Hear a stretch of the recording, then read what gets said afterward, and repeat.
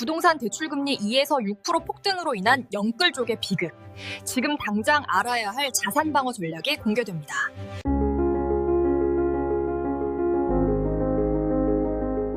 오늘은 여러분의 자산 운용에 큰 변화를 가져올 수 있는 중대한 이야기를 해드리려 합니다. 최근 정부의 주택 공급 정책이 급격하게 변화하고 있고, 이것이 부동산 시장뿐만 아니라 증시, 금융시장 전체에 거대한 파장을 일으키고 있습니다. 저는 지난 30년간 부동산 시장의 흥망성쇠를 지켜보며 수많은 투자자들의 성공과 실패를 목격했습니다. 그 경험을 바탕으로 지금 이 순간 여러분이 반드시 알아야 할 진실을 담백하게 전해드리겠습니다. 김이탁 국토교통부 제1차관이 최근 취임하면서 내놓은 발언이 시장에 큰 반향을 일으켰습니다. 그는 취임사에서 주택 공급 대책을 속도감 있게 추진하겠다고 강조했습니다. 단순한 립 서비스가 아니었습니다. 누구나 부담 가능한 주택 공급, 청년과 신혼부부 등 주거 취약계층의 주거 안정을 최우선 과제로 삼겠다는 구체적인 의지를 표명했습니다. 저는 이 발언을 들으며 2000년대 초반 노무현 정부 시절 신도시 개발 붐이 일어났던 때가 떠올랐습니다. 그때도 정부는 공급 확대를 외쳤고 실제로 수십만 가구의 주택이 쏟아져 나왔습니다. 결과는 어땠을까요? 단기적으로는 가격이 안정되는 듯했지만 결국 수요가 공급을 추월하면서 다시 가격 상승이 시작됐습니다. 하지만 지금은 그때와 상황이 다릅니다. 인구 구조가 완전히 바뀌었고 1인 가구가 급증했으며 무엇보다 청년층의 구매력이 현저히 떨어졌습니다. 김 차관은 성실하게 일하는 사람들이 내 집 마련의 허들을 넘어설 수 있도록 정책적 노력을 기울이겠다고 말했습니다. 이 말 속에는 중요한 메시지가 숨어 있습니다. 바로 투기 수요가 아닌 실수요자 중심의 시장으로 전환하겠다는 의지입니다. 저는 이것이 단순한 선언이 아니라 실제 정책으로 구현될 것이라 확신합니다. 왜냐하면 현 정부는 부동산 시장 안정화를 최우선 과제로 삼고 있고, 이를 위해 엄청난 예산과 행정력을 투입할 준비가 되어 있기 때문입니다. 여러분, 이 영상이 도움이 되셨다면 구독과 좋아요, 그리고 댓글로 여러분의 생각을 공유해주세요. 여러분의 관심이 더 좋은 콘텐츠를 만드는 원동력이 됩니다. 정부의 강력한 의지는 곧바로 시장 반응으로 이어졌습니다. 건설 관련 주식들이 들썩이기 시작한 겁니다. 특히 한신공영이라는 건설사의 주가가 하루 만에 무려 30%나 급등했습니다. 저는 이 광경을 보면서 2008년 글로벌 금융위기 직후 각국 정부가 경기 부양책을 쏟아낼 때 시장 반응이 떠올랐습니다. 그때도 건설주들이 폭발적으로 올랐었죠. 하지만 그때와 지금의 차이점이 있다면 지금은 실제 공급 계획이 구체적으로 제시되고 있다는 점입니다. 국토교통부는 역대 최대 규모인 62조 원의 예산을 편성했습니다. 62조 원이라는 숫자가 얼마나 큰 금액인지 실감이 안 나실 수도 있습니다. 이는 우리나라 1년 국방 예산의 약 2배에 달하는 어마어마한 규모입니다. 이 예산으로 19만 4천 가구의 공공주택을 공급한다는 계획입니다. 저는 지난 30년간 정부의 각종 부동산 정책을 분석해왔습니다. 그 중에서도 공급 확대 정책만큼 시장에 직접적이고 강력한 영향을 미치는 것은 없었습니다. 왜 건설주들이 이렇게 급등했을까요? 이유는 간단합니다. 위축되었던 건설 경기에 활력이 불어넣어질 것이라는 기대감 때문입니다. 최근 몇 년간 건설사들은 극심한 불황에 시달렸습니다. 분양이 안 되고 수주가 끊기고 부도 위기에 몰린 회사들도 속출했습니다. 그런 상황에서 정부가 대규모 공공주택 사업을 발표한 것입니다. 건설사들 입장에서는 가뭄 끝 단비와도 같은 소식이었던 거죠. 하지만 여러분, 제가 여기서 한 가지 짚고 넘어가야 할 점이 있습니다. 건설주 급등이 반드시 부동산 가격 상승을 의미하는 것은 아니라는 사실입니다. 오히려 공급이 늘어나면 부동산 가격은 안정되거나 하락할 가능성이 큽니다. 건설주가 오르는 이유는 건설사들의 매출과 수익이 증가할 것이라는 기대감 때문입니다. 실제로 저는 2010년대 초중반 보금자리 주택 사업이 한창이던 시절을 기억합니다. 그때도 건설주들은 크게 올랐지만 정작 아파트 가격은 안정세를 유지했습니다. 공급이 수요를 충족시켰기 때문입니다. 지금도 마찬가지 상황이 전개될 가능성이 높습니다. 한신공영의 30% 급등은 시작에 불과할 수 있습니다. 다른 건설사들도 줄줄이 상승할 것으로 예상됩니다. 부동산 시장과 금융시장은 서로 긴밀하게 연결되어 있습니다. 이것은 제가 30년 넘게 시장을 지켜보며 깨달은 가장 중요한 진리 중 하나입니다. 현재 우리나라는 부동산에 과도하게 자금이 집중되어 있습니다. 통계를 보면 국민 자산의 약 75%가 부동산에 묶여 있습니다. 이것이 무엇을 의미하는지 아십니까? 우리 경제가 부동산이라는 한 다리로 서 있다는 뜻입니다.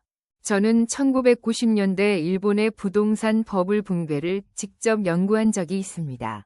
당시 일본도 자산의 대부분이 부동산에 집중되어 있었습니다. 버블이 꺼지자 일본 경제는 30년 가까운 장기 침체에 빠졌습니다. 우리가 같은 전철을 밟지 않으려면 자산 포트폴리오의 다변화가 필수적입니다. 그런데 지금 흥미로운 현상이 벌어지고 있습니다. 부동산 호재가 오히려 금융시장에 긍정적인 영향을 미치고 있는 겁니다. 어떻게 이런 일이 가능할까요? 논리는 이렇습니다. 정부의 대규모 주택 공급 계획이 발표되면서 부동산 가격이 안정될 것이라는 기대가 형성됐습니다. 부동산 가격이 안정되면 사람들은 더 이상 집값 상승을 기대하며 무리하게 대출을 받아 집을 사지 않게 됩니다. 그렇게 되면 부동산에 묶여있던 자금이 다른 곳으로 이동할 여지가 생깁니다. 바로 주식시장입니다. 저는 최근 제 고객 중 한 분의 사례를 목격했습니다. 50대 중반의 자영업자인 이분은 그동안 투자 가능한 자금의 90%를 부동산에 투자해왔습니다. 그런데 최근 정부 정책을 보고 생각이 바뀌었다고 합니다. 집값이 더 이상 크게 오르지 않을 것 같으니 일부 자금을 주식시장으로 옮기겠다는 겁니다. 이런 사람들이 늘어나면 어떻게 될까요? 증시로 막대한 자금이 유입됩니다. 실제로 최근 코스피와 코스닥 지수가 상승세를 보이고 있는 것도 이런 맥락에서 이해할 수 있습니다. 정부는 합리적인 주택 가격 형성과 공급 확대를 통해 선순환 구조를 만들려 하고 있습니다. 부동산 가격이 안정되면 서민들의 주거 부담이 줄어듭니다. 그러면 소비 여력이 생깁니다. 소비가 늘면 기업 실적이 좋아지고 주가가 오릅니다. 동시에 건설 경기도 활성화됩니다. 공공주택 건설이 늘어나면서 건설사들의 수주가 증가하고 일자리가 창출되며 내수 경제가 살아납니다. 이것이 바로 정부가 그리는 선순환 구조입니다. 제가 시장 분석을 하면서 가끔 놀랄 때가 있습니다. 그중 최근 가장 충격적이었던 사례가 바로 천일고속이라는 회사의 주가 폭등입니다. 강남 고속버스터미널 재개발이라는 호재 하나로 이 회사의 주가가 단 한 달 만에 950% 폭등했습니다. 10배거, 즉 투자금이 10배로 불어난 겁니다. 저는 처음에 이 소식을 듣고 귀를 의심했습니다. 천일고속은 고속버스 운송업을 하는 회사입니다. 버스 회사가 어떻게 한 달 만에 주가가 10배가 될 수 있을까요? 비밀은 바로 부동산에 있었습니다. 이 회사는 강남 한복판, 그것도 고속버스터미널이라는 황금 땅을 보유하고 있었습니다. 고속터미널 재개발 계획이 발표되자 시장은 열광했습니다. 재개발이 되면 이 땅의 가치가 천문학적으로 상승할 것이라는 기대감이 형성된 겁니다. 저는 이 사태를 보며 씁쓸한 미소를 지었습니다. 우리나라가 여전히 부동산 공화국임을 여실히 보여주는 사례이기 때문입니다. 기업의 본업인 버스 운송 실적과는 전혀 상관없이 오로지 보유한 땅 때문에 주가가 폭등한 겁니다. 이것이 정상적인 시장 경제일까요? 천일고속 사태는 우리 사회에 많은 것을 시사합니다. 첫째, 부동산이 여전히 최고의 재테크 수단으로 인식되고 있다는 점입니다. 둘째, 사람들이 기업의 실질 가치보다 부동산 자산에 더 큰 가치를 부여한다는 점입니다. 셋째, 재개발이라는 키워드 하나만으로도 시장이 들썩인다는 점입니다. 저는 1990년대 말 강남 재개발 붐이 일었던 시절을 생생히 기억합니다. 그때도 재개발 기대감으로 수많은 사람들이 뛰어들었고 일부는 큰돈을 벌었지만 많은 사람들이 손해를 봤습니다. 재개발은 10년, 20년이 걸리는 장기 프로젝트입니다. 그 사이 무수한 변수가 생깁니다. 천일고속에 투자한 사람들 중 과연 몇 %나 적절한 타이밍에 매도하여 수익을 실현했을까요? 대부분은 고점에서 물렸을 가능성이 큽니다. 주가가 950% 오를 때는 모두가 환호하지만 그 후 조정을 받을 때는 아무도 이야기하지 않습니다. 이것이 시장의 냉혹한 현실입니다. 우리나라의 자산 편중 현상은 심각한 수준입니다. 통계청 자료에 따르면 한국 가계 자산 중 부동산이 차지하는 비율이 78.6%에 달합니다. 미국은 약 35%, 일본은 약 40%입니다. 우리가 얼마나 부동산에 올인하고 있는지 알 수 있는 수치입니다. 저는 이 숫자를 볼 때마다 걱정이 앞섭니다. 계란을 한 바구니에 담지 말라는 투자의 기본 원칙을 우리나라 전체가 어기고 있는 셈이기 때문입니다. 그런데 최근 흥미로운 변화가 감지되고 있습니다. 부동산 자금이 증시로 이동하는 현상이 가속화되고 있는 겁니다. 이른바 생산적 금융 대전환이라고 부를 수 있는 변화입니다. 왜 이런 일이 벌어지고 있을까요? 몇 가지 이유가 있습니다. 첫째, 정부의 정책 방향이 명확해졌습니다. 더 이상 부동산 가격 상승을 용인하지 않겠다는 강력한 의지를 보이고 있습니다. 대규모 공급 확대, 각종 규제 강화 등이 그 증거입니다. 둘째, 인구 구조 변화입니다. 저출산 고령화로 인해 장기적으로 부동산 수요가 감소할 것이 명백합니다. 이미 지방 소도시들에서는 빈집이 속출하고 있습니다. 셋째, 금리 상승입니다. 부동산은 레버리지 투자가 일반적입니다. 대출을 받아 집을 사는 거죠. 그런데 금리가 오르면서 대출 이자 부담이 급증했습니다. 이제는 집을 사봤자 이자만 내다가 끝날 수 있다는 인식이 퍼지고 있습니다. 이런 배경 속에서 사람들은 대안을 찾기 시작했습니다. 바로 주식시장입니다. 게다가 미국 연방준비제도가 기준 금리 인하를 시사하면서 글로벌 증시에 훈풍이 불고 있습니다. 미국 금리가 내려가면 신흥국으로 자금이 유입되는 경향이 있습니다. 한국도 그 수혜를 입을 것으로 예상됩니다. 실제로 최근 외국인 투자자들의 국내 주식 순매수가 증가하고 있습니다. 저는 지난 몇 달 동안 제 고객들의 포트폴리오 변화를 관찰했습니다. 놀랍게도 많은 분들이 부동산 비중을 줄이고 주식 비중을 늘리고 있었습니다. 30년간 시장을 봐온 저로서도 이런 빠른 변화는 처음 경험하는 것입니다. 물론 이것이 단기간에 완성될 변화는 아닙니다. 우리 국민의 부동산 사랑은 뿌리 깊습니다. 하지만 분명한 것은 변화의 흐름이 시작됐다는 점입니다. 정부는 금융시장 활성화에 전례 없는 공을 들이고 있습니다. 그 중심에 국민성장펀드가 있습니다. 무려 150조 원 규모입니다. 이 자금을 반도체, 바이오, 인공지능 등 첨단 산업에 전략적으로 투자한다는 계획입니다. 저는 이 정책을 처음 접했을 때 깊은 인상을 받았습니다.